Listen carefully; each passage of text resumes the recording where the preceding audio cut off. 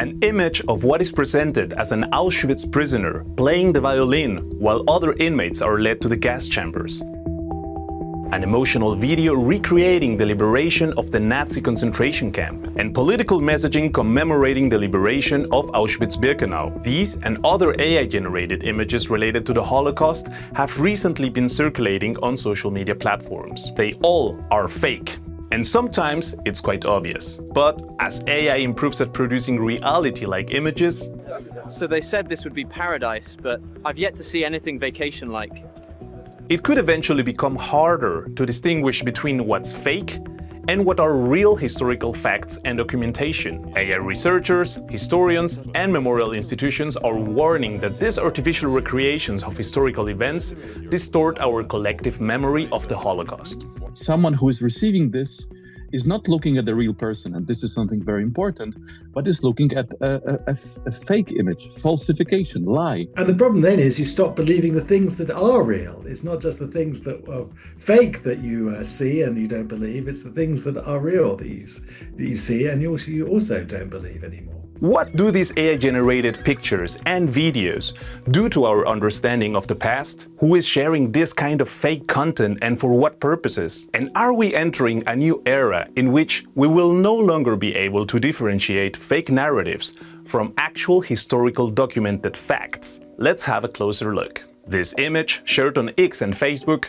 claims to show an Auschwitz prisoner playing the violin. The accompanying text reads, Auschwitz 1943, and tells the story of a man called Hennig, who was allegedly forced by the Nazis to play music while men, women and children were brought to their deaths in the gas chambers. The image is fake, even if, at first glance, its black and white aesthetic gives the strong impression of an authentic historical photograph. A closer look reveals several inconsistencies. The men depicted are not wearing the historically documented striped uniforms that Auschwitz prisoners were forced to wear. Two of them are even shown wearing belts. The violin in the image has only 3 strings instead of 4, and the strings do not follow a continuous straight line. Increasing the brightness also reveals some typical AI-generated errors.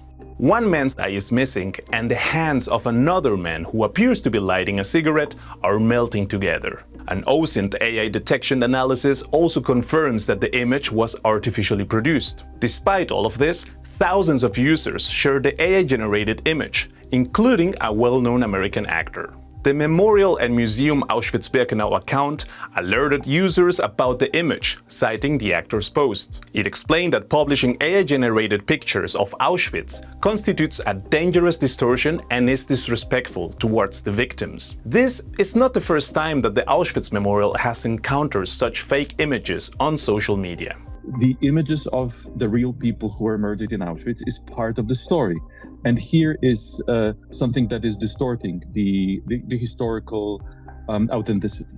But then on another level, you can find posts that not only generate an image, but the image isn't based on any real person. The whole story is AI generated.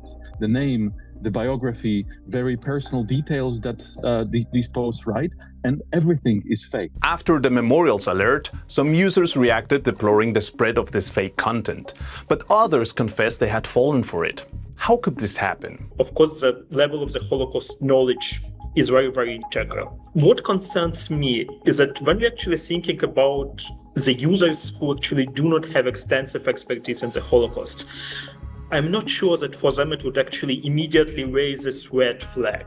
One user asked if Hennig was a real person, probably thinking that if the picture wasn't real, maybe the story was. The museum responded that the story attached to the image was also false and explained that the misspelled name Hennig provided too little information to determine whether this person existed. We asked the Auschwitz-Birkenau Memorial if there was any record of prisoners playing music during their time in the camp.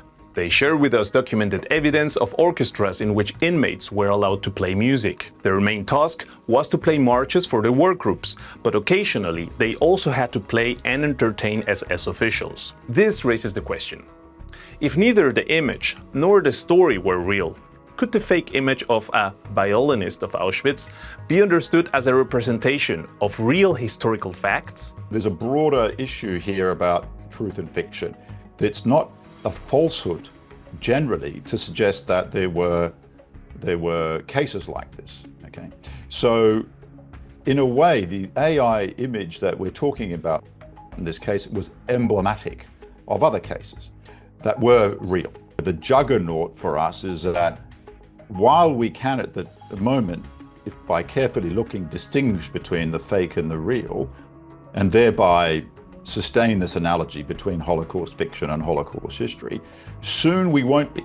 Soon the technology will be so accurate or so real life that we won't be able to make the distinction between the fake and the real.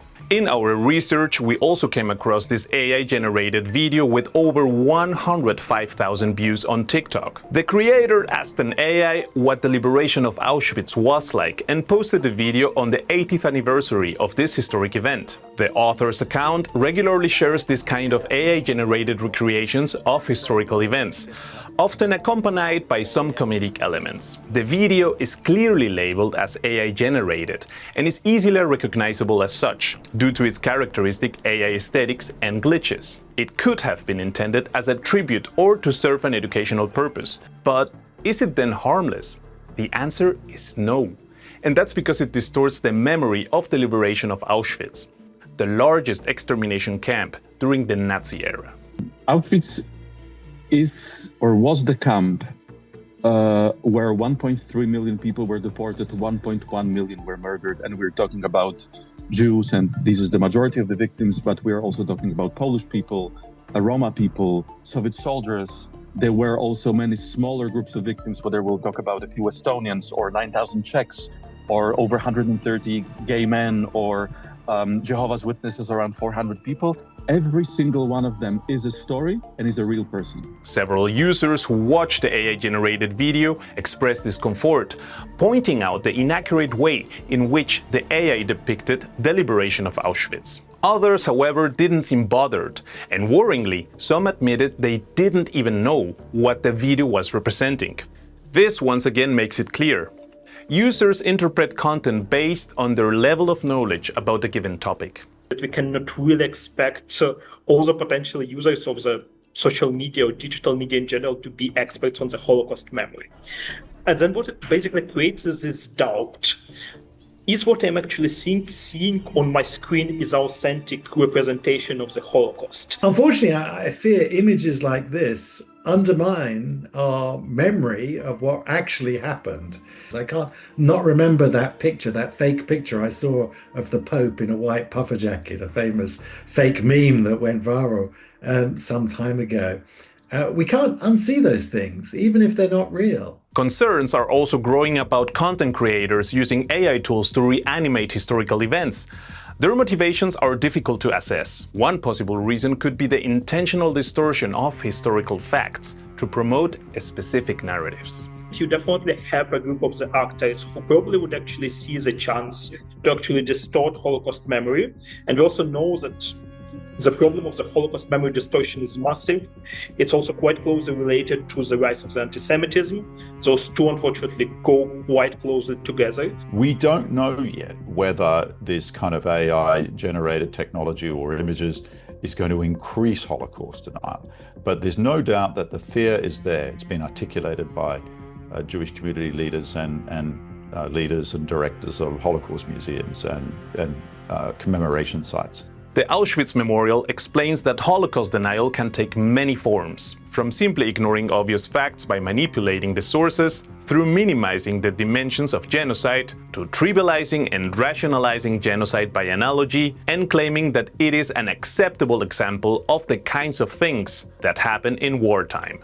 In accordance with this definition, AI-generated imagery depicting the people and events of Auschwitz can constitute a form of Holocaust denial, as it manipulates the sources by artificially generating images of historical facts. It can also ignore facts by presenting fabricated, fictional, or altered narratives as authentic. But beyond Holocaust denial, other motivations could drive the spread of this AI-generated content. It might be something that's not so sinister in terms of Holocaust denial, a political project, but clearly the search for clickbait in order then to generate revenue somehow in an indirect way. It may have a political effect, but it may not be part of a political project. There are also users who may be unaware of the potential consequences of sharing AI-generated images related to the Holocaust. Some may do so with misguided, yet well-intentioned motives. Take this example. On the 80th anniversary of Auschwitz liberation, a local branch of Germany's CDU party posted this image on its Instagram account. The picture shows a concrete wall, watchtowers, barbed wire fences, completed with the hashtag #WeRemember. But the image is fake.